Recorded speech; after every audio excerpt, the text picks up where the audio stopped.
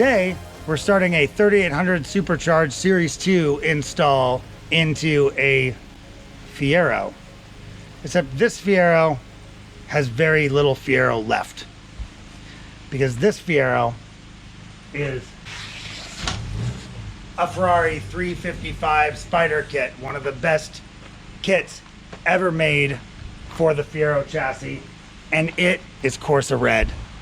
It is going to require some extra special steps and special care to get a 3800 supercharged into it. This chassis has been stretched 4 inches and has a bunch of custom modifications to it to make it look as realistic as possible. We'll probably browse through them a little bit in this series, but I'm mostly going to give you guys straight action. If you want to know how to do a 3800 supercharged swap, there's a bunch of videos on exactly that, and my friend Mark Clay, Lost Not Forgotten, will do a complete guide for you. I'll link that in the description down below. This video is more geared toward the experience of what it's like to have a 3800 supercharged put in to your chassis, and for the glory of it all. Without further ado, let's take a look at it. This is a cold start.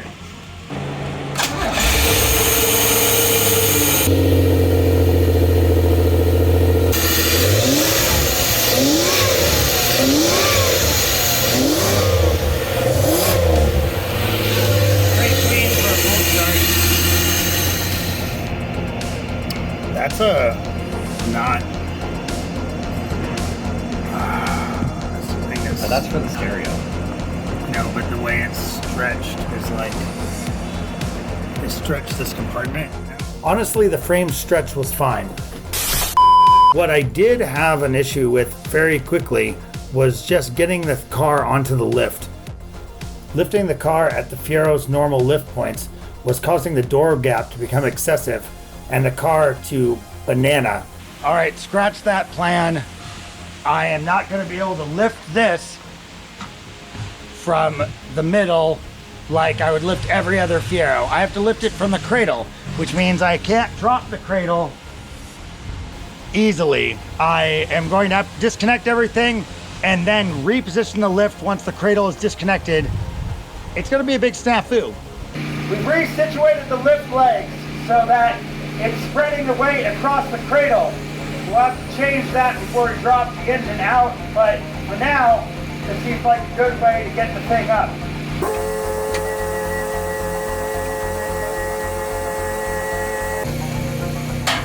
Oh God. Got the body cracked. Just a lift lock.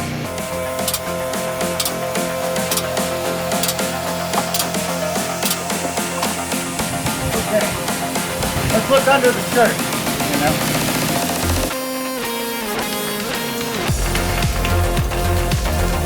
That flexing of the frame became suddenly apparent. Well, something interesting here is that a lot of this car looks like it was built really well, but when I look at the X frame and I was noticing it flexes a lot, you know what I noticed is that it's not an X, because somebody has cut out the X to get the fuel tank out. And if this car is ever gonna be stiff enough, then I believe that this needs to be fixed. Also, can you smell how delicious this coolant is? I proceeded in disconnecting everything attaching the engine to the chassis. It was a little more awkward in the kit than it would be in a normal Fiero. To the moon, Alex!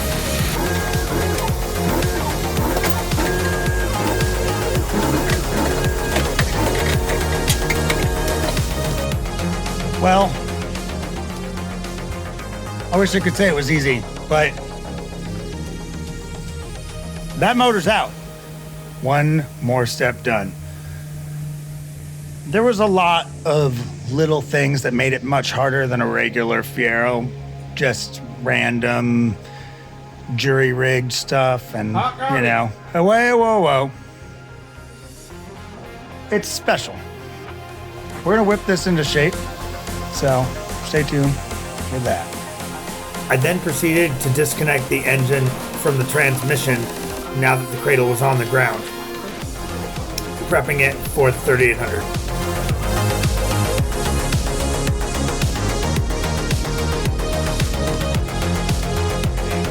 Now, I've already picked up a 3800 supercharged engine. I've stripped it down, cleaned all the surfaces, replaced the external gaskets that could leak oil. I've painted it per the customer's request. And now that motor is ready to be transferred into this chassis. It's the forklift cam.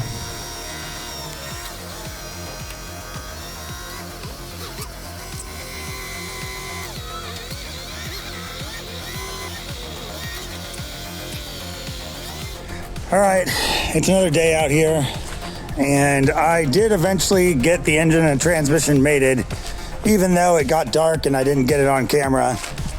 Look, wow, it's beautiful. We decided to go with ZZP's exhaust manifolds. They're supposed to improve flow quite a bit. Some nice TIG welds, stuff like that. Nope, ZZP, woo. The next thing I'm gonna do is replace this fuel pump with a Walboro 255. And that'll give us enough fuel pressure and flow for the new injectors on the 3800 Supercharged.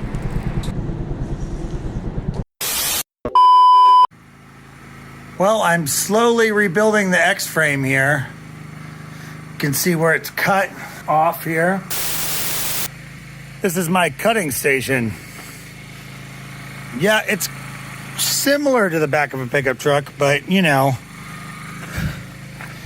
we have professional quality Ryobi tools. I have to paint the top side. That way, when I weld it in, I can just paint the bottom side. Why, hello everyone. You'll now see that I have spent the last day repairing this X-frame. Yeah, I added this piece. Oh, yep, and then I added this piece. And then I added this piece, and then I added this piece. And then I added this piece way back here. Who would cut all that stuff out? Somebody who was very short-sighted and irresponsible. But now, it's all repaired and it's looking pretty good. The next thing I had to tackle was the firewall. This situation was completely ridiculous.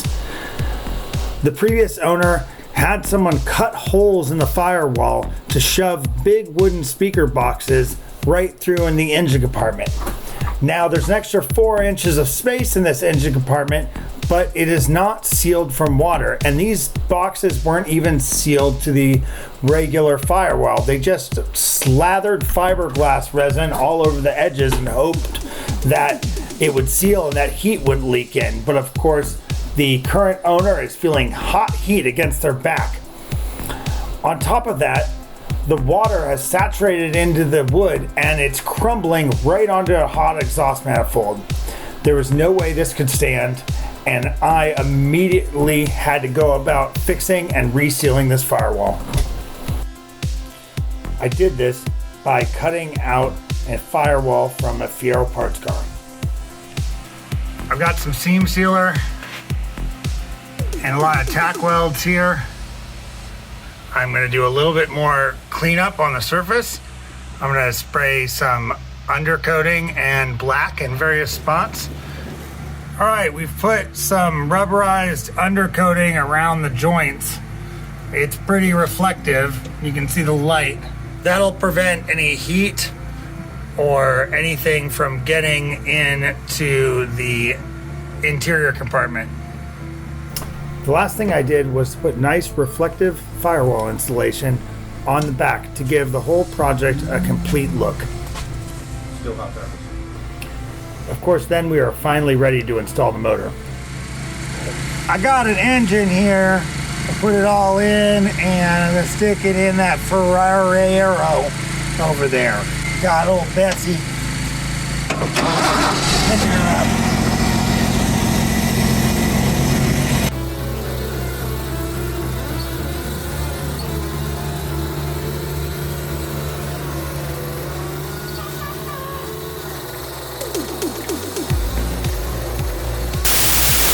anything bad happens, make sure to delete this video.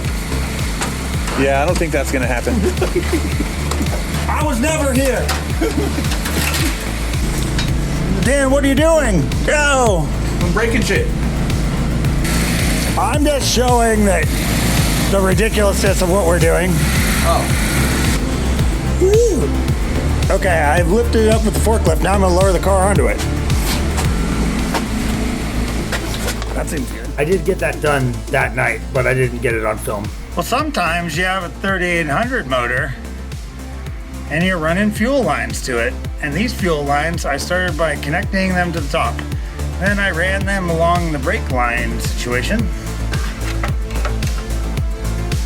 under the frame rail away from the crankshaft pulley. And I'm going to connect them right there to those hard lines.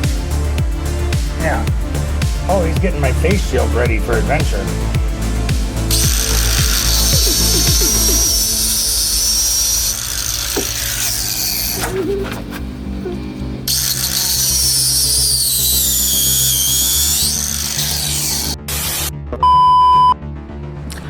It's been many days of working on this thing, and I didn't video all of it because, well, I'm kind of running on a deadline and I'm just trying to get it done. You guys have seen 3800 swaps before, but you know, we had to repair the firewall, we had to repair the X-frame, and you just seen some pictures of that. But today, I think I'm gonna start it. So I've been frantically trying to connect here and there things that are just like missing. I got the transmission cables connected. I've got the coolant lines run for the most part. I got the heater lines connected. I just need to connect a couple of coolant lines on the bottom, throw an oil filter in it, put some oil in it. And I really need to flash the tune because we could put big injectors on this. The owner of the vehicle has chosen a red and yellow theme for everything in the engine compartment. I'm sure you guys are having a field day with it right now. And yeah, it is similar to those colors, but you know, Ferrari's colors are red and yellow, and you know, I am just a guy that is delivering dreams. Comment below what you think. Let's see if this thing starts. I'm placing bets on coolant leaks and who knows what random stuff. So let's see. Well, here's a tour of the things I'm doing. I've got a nice temporary dump pipe just blasting out there. Got those red spark plug socks on there. I connected the coolant hose to the yellow metal hose that the customer provided. I junctioned the coolant pipe right there, and now it's not crushed, so that's good. The old coolant pipe was really smashed like this. Moral of the story is, don't let people jack up your cars that don't know what they're doing, because they will crush your coolant pipe. You know, we should be about ready to fire this up. Pretty exciting. I reconnected the brake lines, so that's it's gonna be good.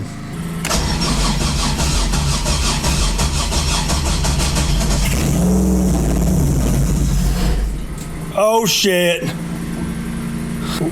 Let's try this again.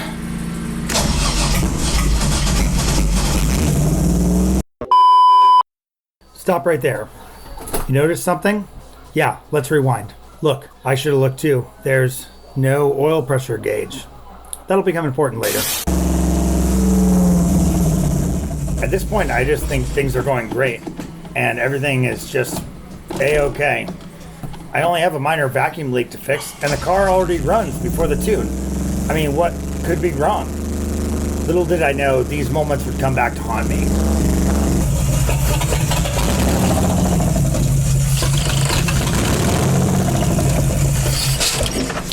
Yeah! Woo!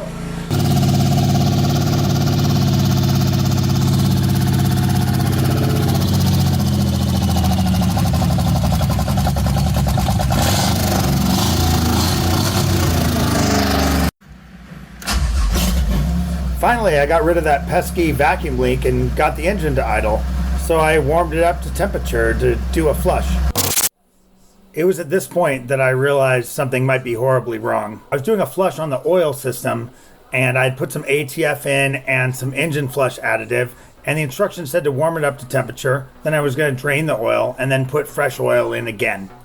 When I drained the oil filter wasn't full of oil like it normally should be. And there seemed to be a lot of glitter in the drained oil. None of this made any sense to me, but I was starting to panic. I went to one of the parts cars and I pulled out an aux pod out of it and quickly installed it in the car to check to see if there was oil pressure. My worst fears were realized. There was no oil pressure. But why? What could I have done wrong? The engine had oil pressure before, so why doesn't it have oil pressure now? I have to figure out what's going on, and fast. After a deep dive into YouTube's archives, I found somebody that had an oil flow diagram. In that oil flow diagram, they had some sort of pressure relief valve with a spring behind it.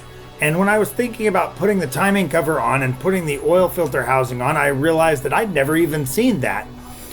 Without that pressure relief valve, all the oil pressure just bypasses and you get very little or any oil pressure.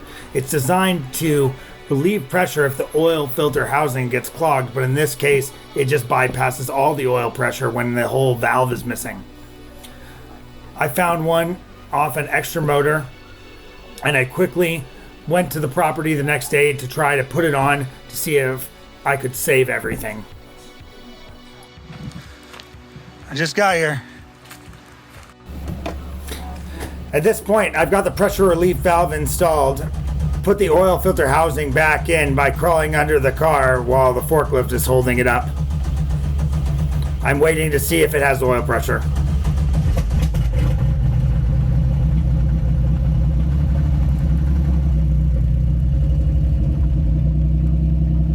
Oh shit! However, my excitement was brief because soon after, I heard this.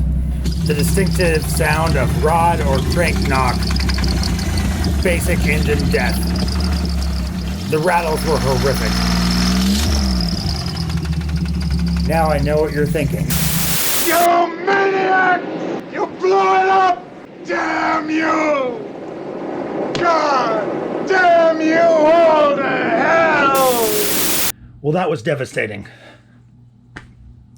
I've been totally lost about what to do, realizing that I have to redo a ton of work all over again. We're not giving up though. Tomorrow we have a Series 3 3800 Supercharged out of a 2007 with much less miles that is showing up. And then I have to take the long block and then put a bunch of our painted parts and transfer everything over. And in the next episode, you'll see me reinstall it in the car. Of course, this time I won't be forgetting to put the oil pressure relief plunger in. Hey, though, at least I designed a new t-shirt for the channel. This "Love is a 4-cylinder word" t-shirt will be available in black. This is a, fancy one that I made for myself. If you want to custom order one, I guess you could. Remember to like this video, comment below about anything you think about this F355 project car. And don't forget, if you haven't yet, to subscribe to our channel because we are building a lot of retro era rad rides and we'd love to share them all with you. This is not over. We are not giving up. It's just devastating right now. If there's anything that can bring a grown man to tears, it's a knocking motor that you just spent 45 days working on to install. It is what it is. I'll see you guys in the next video.